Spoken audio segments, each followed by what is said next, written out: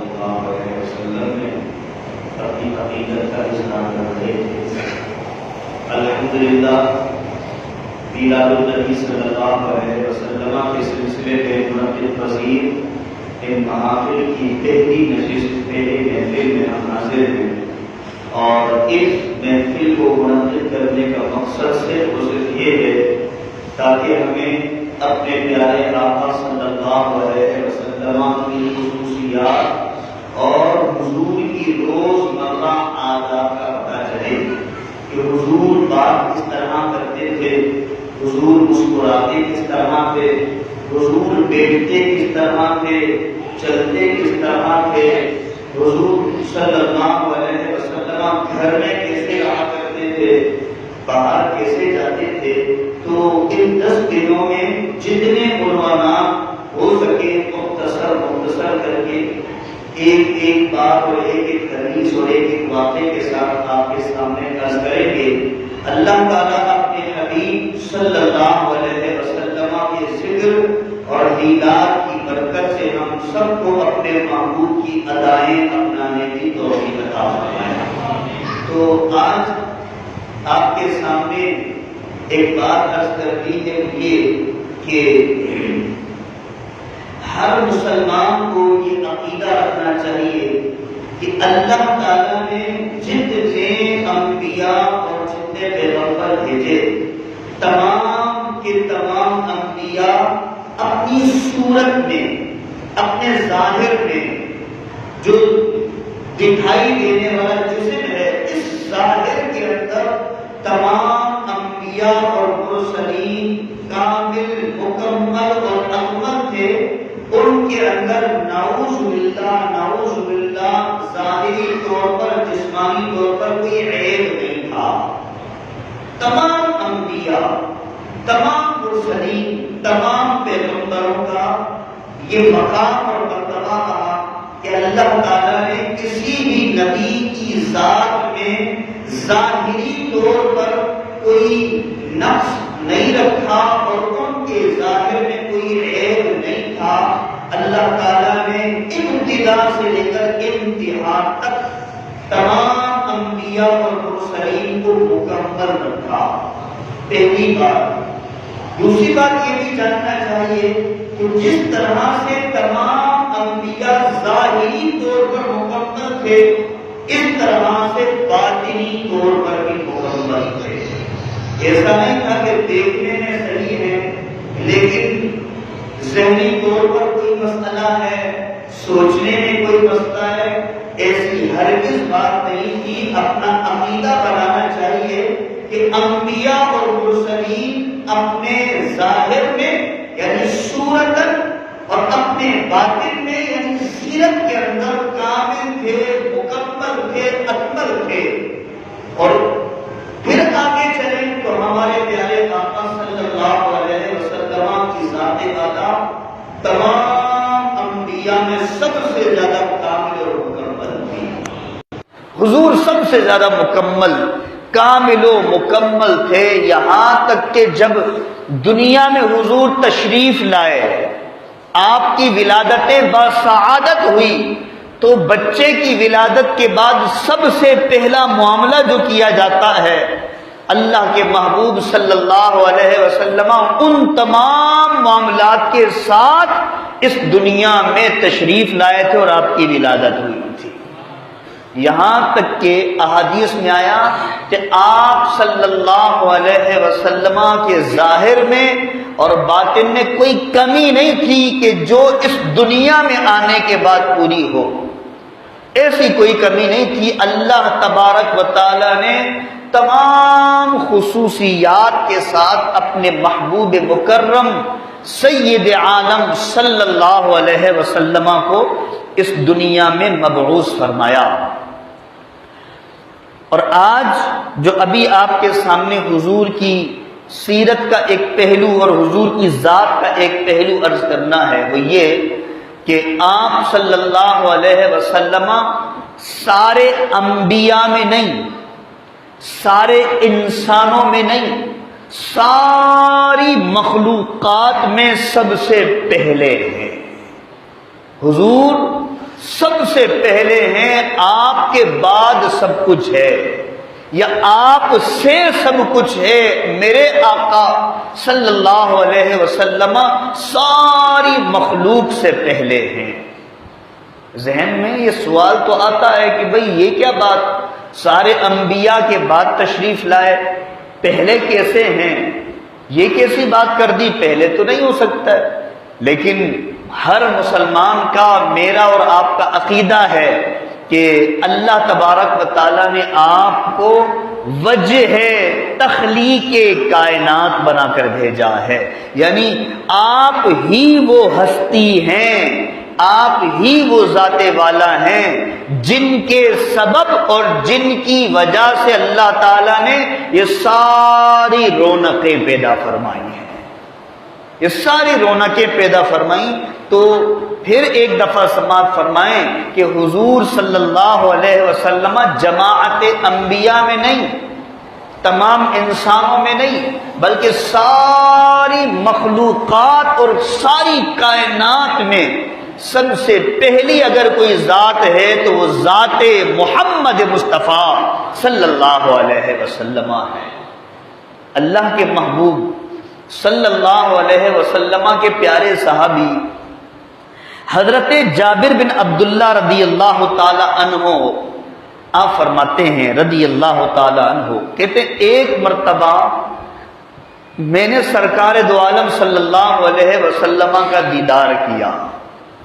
کتنے خوش نصیب لوگ کہ جو اس ذات کا دیدار کر رہے ہیں کہ جن کے دیدار کے لیے گزشتہ انبیاء تمنائیں کیا کرتے تھے۔ اللہ اکبر۔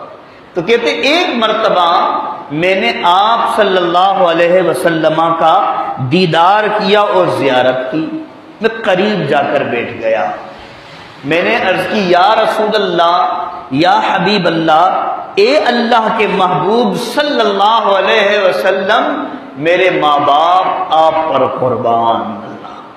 سلام ہے صحابی کو بھی، کیا کہتے ہیں یا رسول اللہ میرے ماں باپ آپ پر قربان ہوں۔ اے اللہ کے محبوب صلی اللہ علیہ وسلم ایک بات عرض کرنا چاہتا ہوں۔ فرمایا بولو کیا بات ہے؟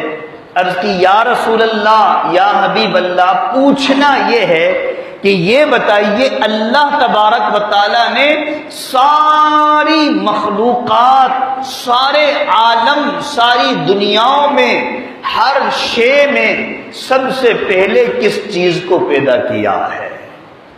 اب سوال وہی ہو رہا ہے جو ابھی ہم نے بات کی کہ سب سے پہلے حضور کو پیدا کیا گیا۔ کس سے سوال ہو رہا ہے؟ وجہ تخلیق کائنات جناب محمد مصطفیٰ صلی اللہ علیہ وسلم سے۔ آپ صلی اللہ علیہ وسلم سے جب یہ سوال ہوا تو سرکار دو عالم صلی اللہ علیہ وسلم نے فرمایا اے جابر سنو، جو تم نے سوال پوچھا ہے اس کا جواب یہ ہے کہ اللہ تبارک و تعالیٰ نے ساری مخلوقات میں سب سے پہلے اللہ تبارک و تعالیٰ نے اپنے نور سے تیرے نبی کے نور کو پیدا کیا ہے۔ کیا فرمایا؟ اپنے نور سے، اپنے نور سے تیرے نبی کے نور کو پیدا کیا ہے۔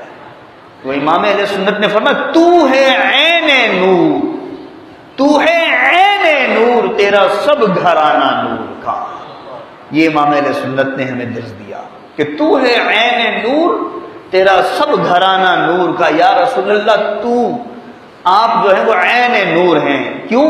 حضور نے فرمایا کہ اے جابر، اللہ تبارک و تعالیٰ نے ساری کائنات سے پہلے اپنے نور سے تیرے نبی کے نور کو پیدا کیا۔ اب بات یہاں ختم نہیں ہوئی، اور یہ چیزیں جو آسمان ہے، جو زمین ہے، یہ سورج ہیں، یہ چاند ہے، اور یہ دن، یہ رات، یہ جنت، یہ دوزخ جو ہیں، یہ کیسے پیدا ہوئی اور ان کے اندر جان کیسے آ گئی، یہ کس طرح سے ہیں، اب آگے سماعت فرمائیں۔ اللہ کے پیارے محبوب صلی اللہ علیہ وسلم نے بس یہاں بات ختم نہیں کی، حضور نے فرمایا سنو، وہ جو نور میرا پیدا کیا گیا، پھر جب تک اللہ تبارک و تعالی نے چاہا، اللہ کی مرضی، اس کی مشیت سے وہ نور جہاں چاہتا گھومتا، سیر کرتا پھرتا رہتا تھا۔ پھر ایک وقت آیا کہ اللہ تبارک و تعالی نے اس نور کے کچھ سلسلے کرنا چاہے، اور اے جابر سنو، یہ سب کچھ کب ہوا تھا؟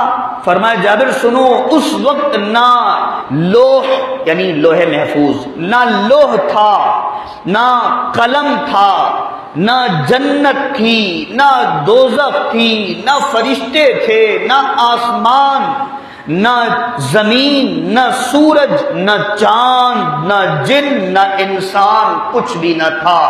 اس وقت دو ہی تو ہستیاں تھیں، ایک نور خدا تھا اور ایک نور مصطفیٰ تھا صلی اللہ علیہ وسلم۔ اپنے نور سے تیرے نبی کے نور کو پیدا کیا، اور پھر گنا دی، کاؤنٹنگ کرا دی، ترتیب فہرست بتا دی کہ یہ سب کچھ ایسا ایسا کچھ بھی نہ تھا۔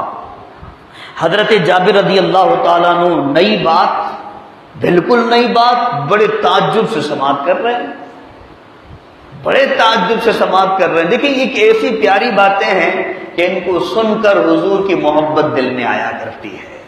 تو بہرحال اللہ کے محبوب صلی اللہ علیہ وسلم نے فرمایا کہ اے جابر اور آگے سنو، جب اللہ تعالیٰ نے چاہا کہ اور مخلوقات کو بھی پیدا کرے تو اللہ تبارک و تعالیٰ نے اس نور کے 4 حصے کیے، اس نور کے 4 حصے کیے۔ یہ حضور فرما رہے ہیں، فرماتے اس نور کے اللہ تبارک و تعالیٰ نے 4 حصے کیے۔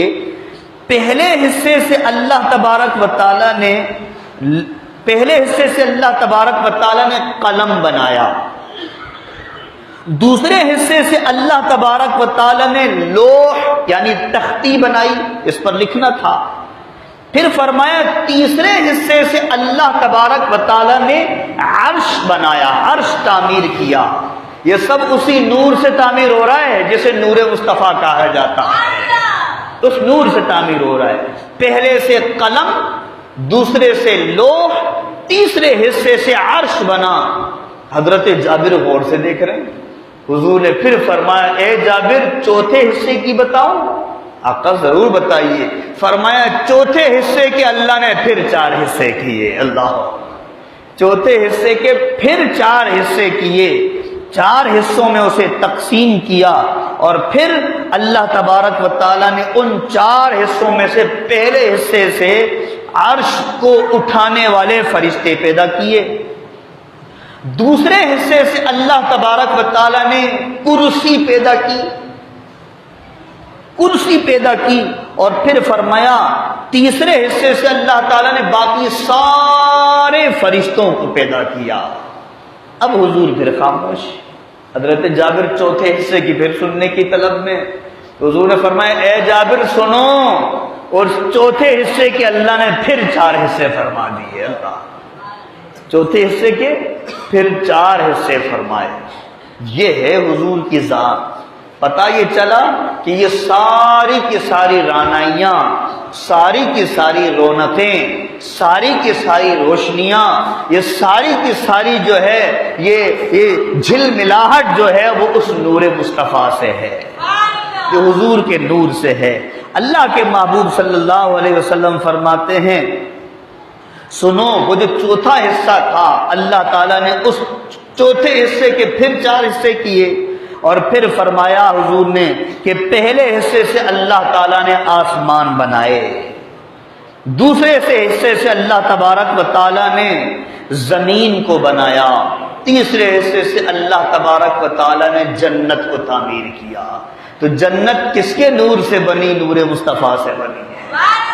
یہ آسمان نور مصطفیٰ سے بنا ہے، یہ زمین نور مصطفیٰ کی بنی ہوئی ہے۔ آپ صلی اللہ علیہ وسلم نے اس طرح سے ہر مرتبہ 4 حصے بیان کرتے رہے، اور ساری مخلوق کے چاند، سورج، عرش، کرسی تمام گنا دیے اور بتا دیا کہ ساری کائنات میں اگر سب سے پہلے کسی کو پیدا کیا گیا تو وہ نور مصطفیٰ ہے، اور پھر حضور کے بعد جس مخلوق کو پیدا کیا گیا وہ ساری کی ساری مخلوقات نور مصطفیٰ سے فیض پا رہی ہے، حضور کے نور سے فیض پا رہی ہے۔ اسی طرح حضرت ابو ہریرہ رضی اللہ تعالیٰ عنہ،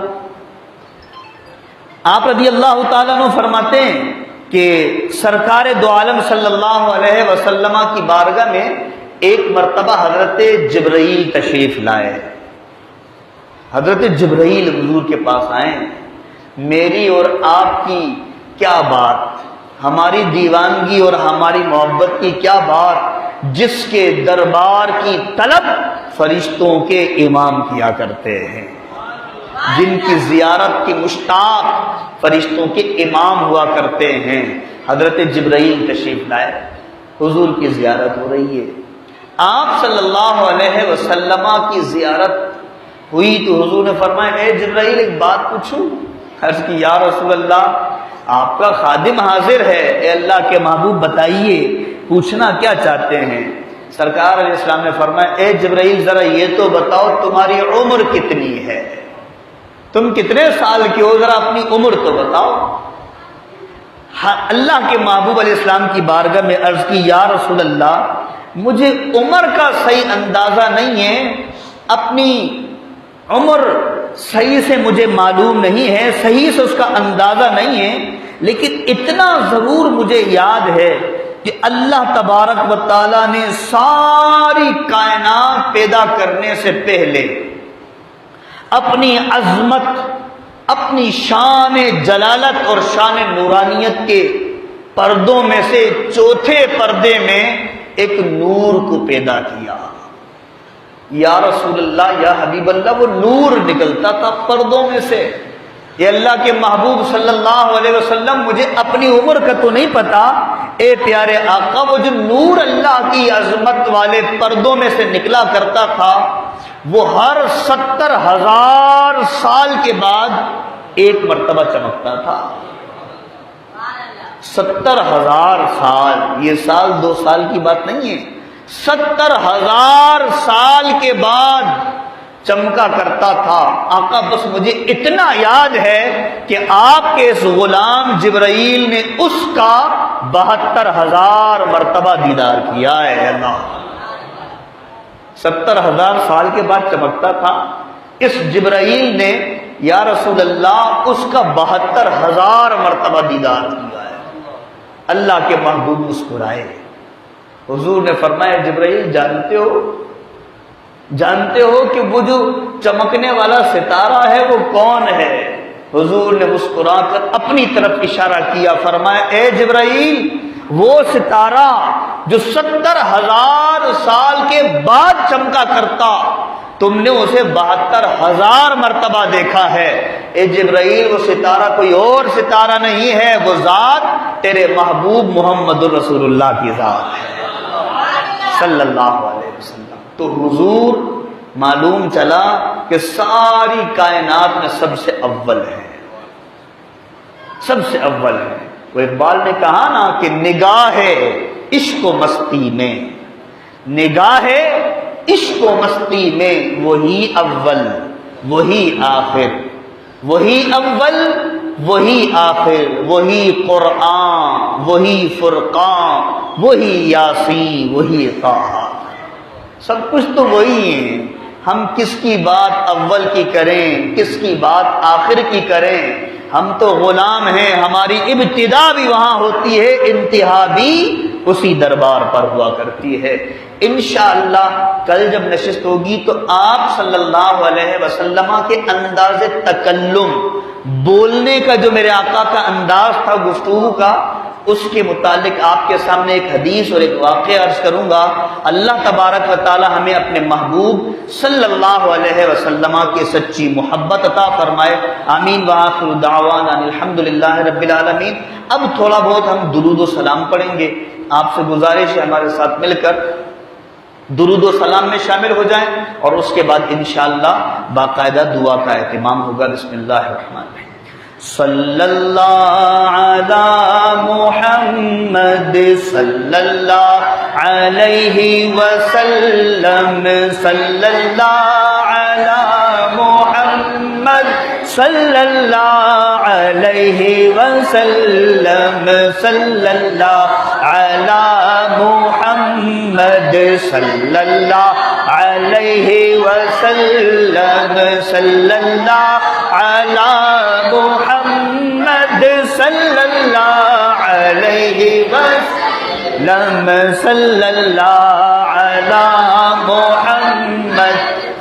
اللہ علیہ وسلم، صلی اللہ علی محمد صلی اللہ علیہ وسلم، صلی اللہ علی محمد صلی اللہ علیہ وسلم، صلی اللہ علی محمد صلی اللہ علیہ وسلم، صلی اللہ علی محمد صلی اللہ علیہ وسلم، صلی اللہ علی محمد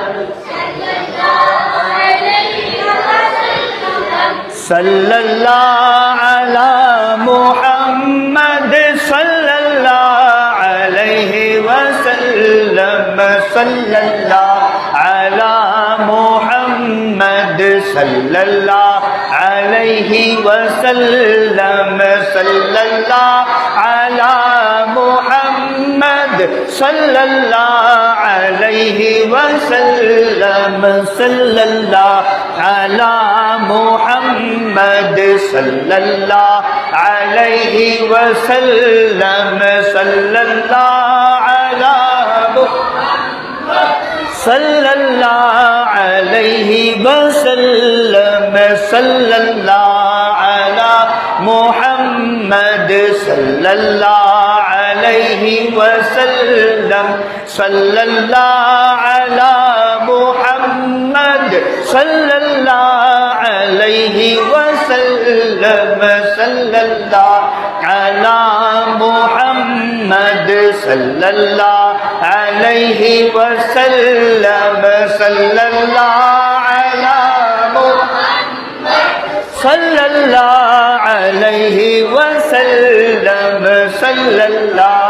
علیہ وسلم،